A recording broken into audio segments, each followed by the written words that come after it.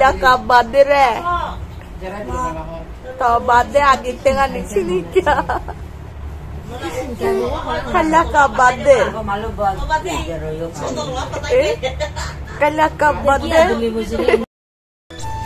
আমরা আত্মীয় স্বজনরা হচ্ছে যার কাজে সে সব সময় অল টাইম ব্যস্ত থাকি, বিজি থাকি, কেউ কারোর বাসায় যাওয়া হয় না।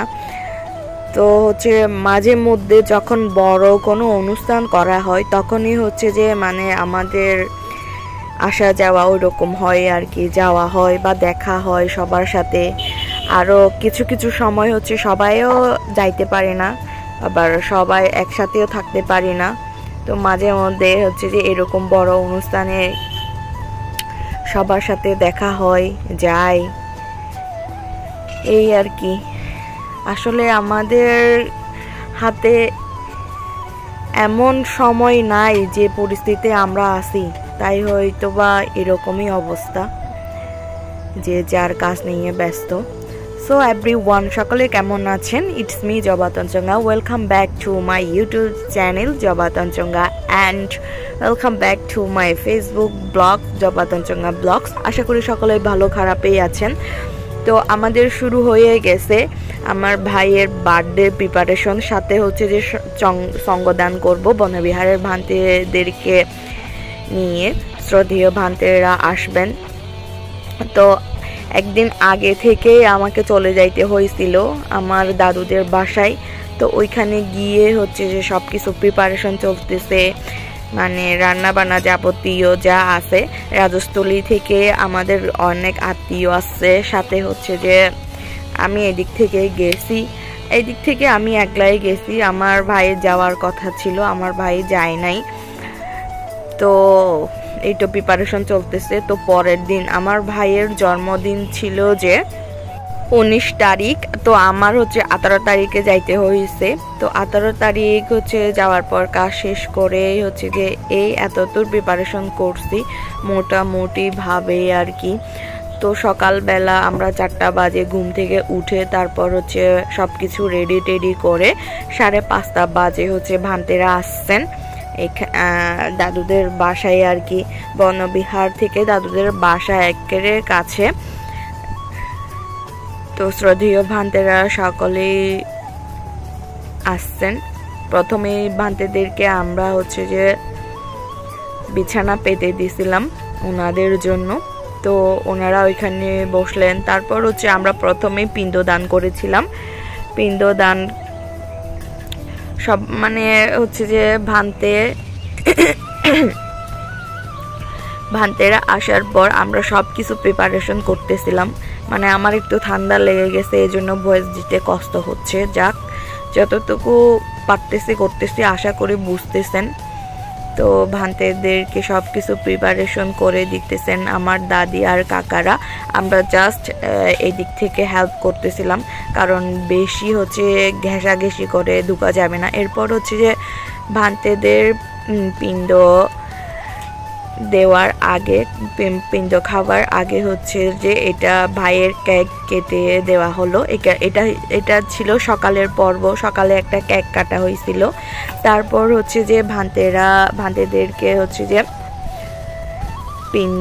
এরপর পিণ্ড দেওয়ার পর ভাইয়ের যে কেকটা ছিল ওইটা আমরা দান করেছি কেটে। তারপর হচ্ছে পানীয় ছিল, অনেক কিছু আইটেম ছিল এখানে, মানে সবাই হাতে হাত দিয়ে আমরা সাহায্য করতেছিলাম। আর মাঝে মাঝে আমি একটু ভিডিও ক্লিপস নিতেছিলাম। এরপর হচ্ছে সঙ্গদানের ইয়াটা শুরু হয়েছে, পর্বটা।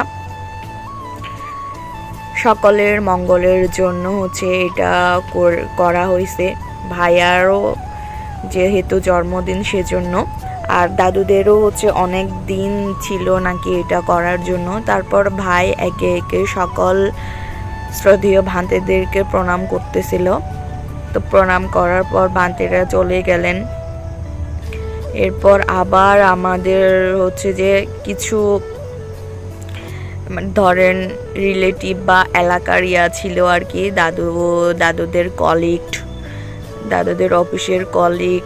আর হচ্ছে দাদুরা যেহেতু হচ্ছে যে কেকড়া সড়ক এলাকাতে থাকেন। তো ওইখানে হচ্ছে যে কাছাকাছি অনেক হচ্ছে যে এলাকার মানুষ, তো ওনারাও আসছেন। এরপর হচ্ছে যে কিছু ফ্রেন্ড সার্কেল, দাদু দাদির, এরপর মাসিদের, কাকাদের ফ্রেন্ড সার্কেল, ওনাদেরকে হচ্ছে যে দাওয়াত দেওয়া হয়েছিল।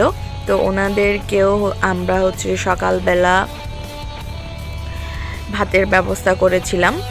তো সকালবেলা খাওয়া দাওয়াটা শেষ করার পর আমার বোনের সাথে একটু খেললাম, সাথে ছিল আমার কাকা। এরপর শুরু হয়ে গেল, আমরা সব কিছু মানে পরিষ্কার করে একটু মানে বসেছিলাম আর কি।